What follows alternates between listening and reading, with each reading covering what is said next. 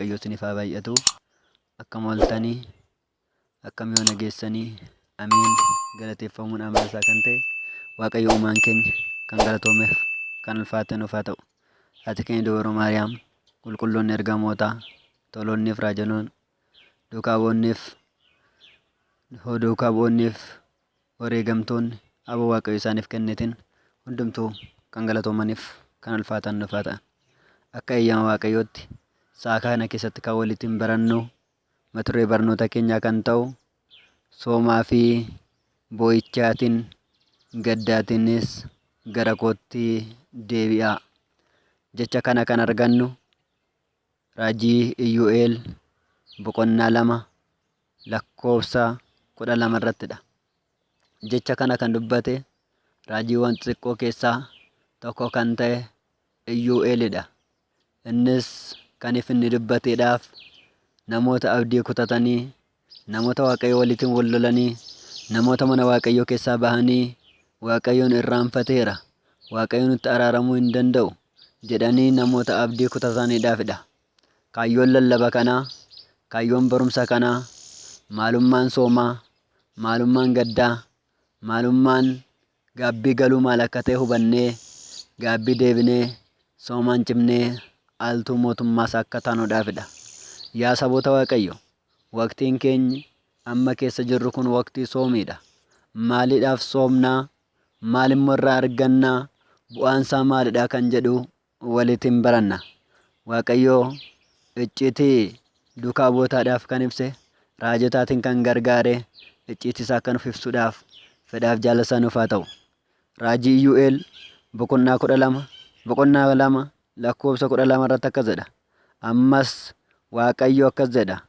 Laphee keessan guutuu soomaan, kadhannaadhaan, boo'ichaan gara kootti deebi'aa.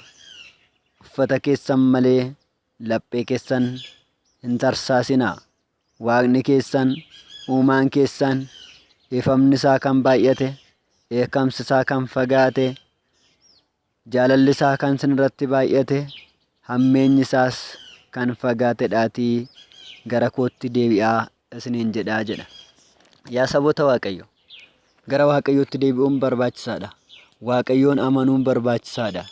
Waaqayyootti kan deebinu immoo Waaqayyo faana jiraachuu kan dandeenyu, cubbuu keenya keessaatii bahuu kan dandeenyu gaabbii galuudhaan, boo'uudhaan, soomaatiinidha. Sooma jechuun maal jechuudha jennee yeroo ilaallu, lagachuu, adabamuu, lubbuu keenya, foon keenya lubbuu keenyaadhaaf adabsiisuu, bichisiisuu jechuudha. Kanadhaafidha soomni egaa hiika isaa yeroo ilaallu, soomni madaa cubbuu ni fayyisti. Foon keenyi akka inni cubbuu hin hojjenneedhaaf, akka inni Waaqayyo faana wal lolleedhaafis hidhaa taatee nu eegdii jedhamee kan barraa'ee jiru jechuudha. Soomna jechuun egaa foon irraatii fagaachuu, nyaata irraatii fagaachuu osoo hin taane qaamni keenya hundumtuu waan hundaarraatii akka of eegudha. Kanadhaafidha qulqulluun Yaareed ijji haa soomtu cubbuu ilaaluu irraatii, harki haa soomu cubbuu tuttuquu irraatii, gurri haa soomu waan hamaa dhaga'uu irraatii, arrabni haa soomu waan yaraa dubbachuu irraatii jedhee kan inni dubbateedhaaf, funyaan haa soomu waan hin taane cubbuudhaaf kan firfisaman shittoowwan yookaan urgooftuuwwan adda addaa dhaggeeffachuu irraatii haa soomu jedhee kan dubbateef jechuudha.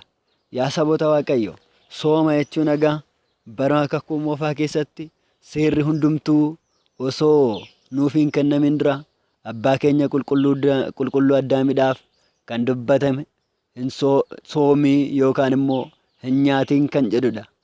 Har'as addunyaan hin godhin kan jedhamu gochuudhaan waan baay'ee dhaabaa jirti. Abbaan keenya Addaamis hin nyaatiin soomisa jedhamu nyaateetu gara addunyaa kanatti bakka jireenya bara baraa keessaatii ari'atameera. Har'as namoota meeqaaf meeqadha nyaataadhaaf hin godhin kan jedhame raawwachuudhaan kan mana isaanii gadhiisanii deemaa jiran baay'eedha yaa saboota Waaqayyo. Sooma jechuun egaa erga akkas ta'eetii macaafni qulqulluu keessatti waa'ee soomaa bakka adda addaatti raawwatee jira dubbatamee jira. Gooftaan keenya Yesuus Kiristoos halkan 40 guyyaa 40 nyaata tokkorree osoo hin nyaatin afaan isaatti waa tokkorree osoo hin galchiin soomaa tureera. Fakkeenya nuuf ta'uudhaaf isaaf soomni barbaachise osoo hin taane sooma keenya nuuf eebbisuudhaaf isarraa akka barannuudhaaf sooma nuuf soomaa tureera. Wangeela Maatiyos boqonnaa 4 lakkoofsa 1 qabnee yeroo dubbisnu akkasumas wangeela Luqaas boqonnaa 4 lakkoofsa 1 qabnee yeroo dubbisnu ni arganna. Raajoonnis karaa adda addaa guyyaa 40 halkan 40 soomaa turaniiru. Soomaatiin maal arganna? Soomni immoo maalidha yeroo jennu? Sooma yeroo jennu egaa maalidhaaf midhaan irraa soomna? Maalidhaaf daadhii hin dhugnu? Alkoolii hin dhugnu? Akkasumas nyaata maaliif afaan keenyatti hin nyaannu? Foon maaliif hin nyaannu yeroo jennu lafaatti kaane osoo hin taane akkas jedha. Raajii abbaa keenya Daani'eel boqonnaa 10 lakkoofsa 2 irratti ani Daani'eel torbee 3 guutuu nan gaddee jedha. Sooma jechuun gadduu akka ta'e, gadduu keessa soomni jira, gaabbii keessa soomni jira. Akkasumas gaabbii yeroo gaabbinutti immoo boo'ichi jira. Kun wal qabatanii waan adeemaniidhaaf torbee 3 guutuu yeroo gaddutti ani gara afaan kootti buddeena xiqqoo sin geessine jedha. Foonis hin nyaanne, dhugaatii wayiniis hin dhugne, kana qofa osoo hin taane mataa koos dibata hin dibanne jedha. Kanaadhaaf sooma keessatti foon keenya yeroo gammachiisnu osoo hin taane foon keenyaatiin lubbuu keenyaadhaaf kan bichisiisnudha jechuudha. Har'a uffata keenyatu bareedee jira. Iyyu'eel laphee keessan malee uffata keessan hin tarsaasinaa nuun jedhe. Laphee keenya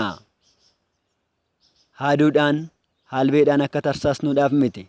Gaabbiidhaan akka deebinuudhaaf, gaarummaa akka hojjennuudhaaf, waa'ee cubbuu keenyaadhaaf, waa'ee badinsa keenyaadhaaf soomaatiin gaddaatiin gara Waaqayyootti akka deebinuudhaafidha malee jechuudha. Maaliidhaaf? Sooma soomuudhaaf qulqullummaan barbaachisa. Sooma soomuudhaaf gaarummaan barbaachisa. Akkas jedha raajii Isaayyaas boqonnaa 58 lakkoofsa 5 qabnee yeroo dubbisnu isin sooma baay'ee ni soomtu. Maaliif nu dhageenye naan jettu? Ani garuu sooma keessan kana kan hin filadhedhaayi. Sooma kana hin barbaadu jedha. Shakkitoonni caqasa kana caqasuudhaan soomni hin barbaachisu jechuudhaan dubbatu. Garuu akkas jedhee dubbata achuma irratti yeroo dubbisnu isin 58 lakkoofsa 5 qabnee yeroo dubbisnu isin hammeenyaadhaan, nama loluudhaan, hojjettoota keessan rakkisuudhaan, hiphisuudhaan deebitaniftanii soomtu. Harka keessan gara kootti kaastu. Anis isiniif hin dhaga'u jedha. Waaqayyo gara kootti deebi'aa erga nuun jedhee booda asirratti immoo kadhannaa keessan hin dhaga'u nuun jedha. Hammeenyaatiin gara isaatti yoo deebine Waaqayyo nun dhaga'u. Yoo isaaf deebine garuu, yoo isaaf ajajamne garuu Waaqayyo kadhaa keenya, sooma keenya nurraa fudhata. Raajii Isaayyaas boqonnaa 1 lakkoofsa 15 irrattis harka keessan yoo gara kootti kaastan ani isin irraatiin galagala. Ija keessan gara kootti yoo baay'istanis ani gurra koo isin irraatiin qabadha. Addunyaa koo, samii koo duumessaatiin isin irraatiin naguugaa jedha. Garuu yoo tole naaf jettan, yoo anaaf ajajamtan, yoo jecha kootiin deebitan eebba addunyaa ni nyaattu. Yoo naaf hin ajajamtan ta'e seefin isin nyaata. Tole jedhaa, deebi'aa. Cubbuun keessan akka alalaatti yoo diibate akka cabbiitti ni addaataa jedha. Waaqni keenyi dhiifamni isaa kan baay'ate, arjummaan isaa kan baay'ate, dheekkamsi isaa kan dheerate'aati, kan fagaatedhaati.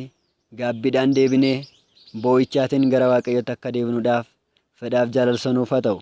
Sooma irraatii maal argannaa kan jedhu gabaabsine yeroo ilaallu soomaatiin kan argannu hafuurri hamaa, hafuurri seexanaa nurraatii fagaata.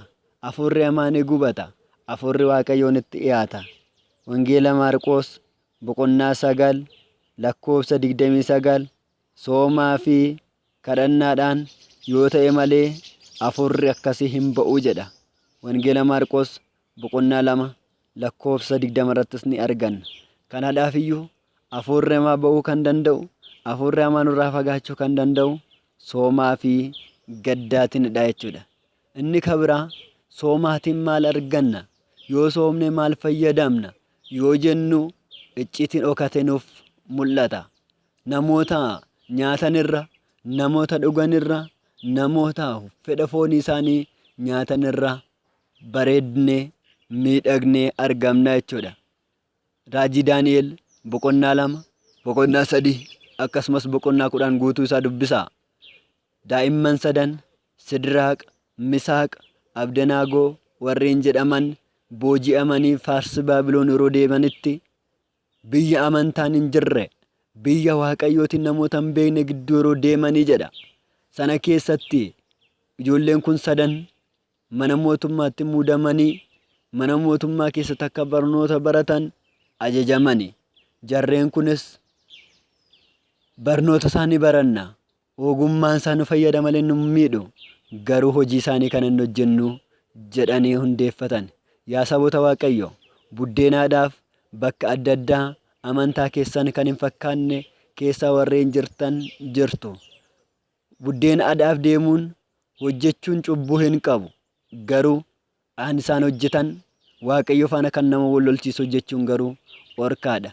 Jarreen kun amma guyyaa tokko akkas jedhani, nama isa nyaachisuutiin, nama isa muuduutiin, isaan irratti muudamee jiruutiin, yaa obboleessa keenya, nuti cooma kana hin nyaannu, nuti dhugaatii kana hin dhugnu, guyyaa 10dhaaf nuti kan nyaannu dheedhii yookaan akaawiidha waan ta'eedhaaf nuuf fidiittiin jedhan. Namtichi kunis dheedhii isiniif kenne yoo na ilaa huqqattan, yoo na ilaa miidhamtan, anatu lubbuun koo dabarte waan ta'eedhaaf hin ta'uu isaaniin jedhe. Isaan garuu guyyaa 10dhaaf nu ilaalii jechuudhaan itti dubbatani. Innis guyyaa 10dhaaf beellama kenneefi warreen kan cooma yeroo nyaatan, warreen kan waynii yeroo dhugan, warreen kan waan gaarii yeroo nyaatan, ijoolleen kun sadan garuu akaawii nyaachaa jiraatan. Guyyaa 10ffaa irratti gaafa madaalaman bifti isaanii bareedee, fuulli isaanii addaate, hunda isaanii caalanii tokkoffaa ba'uudhaan badhaafamaniiru. Yaa saboota Waaqayyo, kanaadhaafis nuti boo'ichaan, gaddaan gara Waaqayyootti yoo deebine, fuula keenyaan, bifa keenyaan, kennaa keenyaan hundaatiin iyyuu caallee argamna. Kanaadhaafidha eenyutti irree argamuu kan hin dandeenye, ogeessota hundumaa jalaatii kan dhokate, icciitiin guddaa kan isaaniif mul'ate, sababa kaayyoowwan baay'ee argatanii du'a jalaatii uummattoota baay'ee kan baasan waan soomaniidhaafidha. Namni soome Waaqayyo waliitiin jiraata. Namni gadde Waaqayyo waliitiin jiraata. Kan gaddinu, kan boonyus nyaata qofaa dhiistu otoo hin taane hundumaa dhiisuudhaanidha. Nyaata maaliif dhiisna yeroo jennu, yoo nyaanne maal goona yoo jennu, ergaa abbaa keenya qulqulluu Phaawulos gara saboota Qorontositti kan barreesse isa duraa boqonnaa 6 lakkoofsa 12 irratti hundiyyuu naaf eeyyamameera jedha. Garuu hundi nan fayyadu, keessaa kan nan fayyadu hin jiru. Keessumaayyuu jedha, nyaanni garaadhaaf, garaan nyaataadhaafidha. Isaan kun lamman iyyuu ni darbu, ni badu jedha. Warreen kun kan darbanidha, warreen kun kan badanidha. Nuti garuu Waaqayyotti deebuudhaaf, soomuudhaaf, gadduudhaaf gara Waaqayyotti deebinee Waaqayyo dhiifama isaatiin akka nu simatuudhaaf, Waaqayyo arjummaa isaatiin akka kochoo isaa jalatti nu galchuudhaaf Waaqayyotti kooluu gallee haadha keenya dubaroo Maariyaamitti araarsummaa isheetti amannee, qulqulloonni toloonni gargaartota isaanis abdannee, amantaadhaan cimnee aaltuu mootummaas akka taanuudhaaf fedhaaf jaalasaa nuuf haa ta'u. Kan nu barsiise, kan nu gorse, kan nutti eekkame, maqaan Waaqa keenyaa kan galatoomeef, kan ulfaate nuuf haa ta'u. Gaddaa fi boo'ichaatiin akkasumas soomaatiin gara kootti deebi'aa. Laphee keessan malee uffata keessan hin tarsaasina. Yaa saboota Waaqayyo, uffanni keenya akka bareedu, kiristaanummaan keenya naxalaa uffanni akka bareednu, keessi keenya bareeduu qaba. Keessi keenya gaabbiidhaan tarsa'uu qaba. Keessi keenya gaarummaadhaan sirraa'uu qaba. Dhalli namaa dhumni yoo bareedaa fi gaabbiidhaan deebinee aaltuu mootummaa isaa eebbisuu maqaa isaa akka danda'aaf Daajjal isaanis haa ta'u, galanni Waaqayyoodhaaf haa ta'u.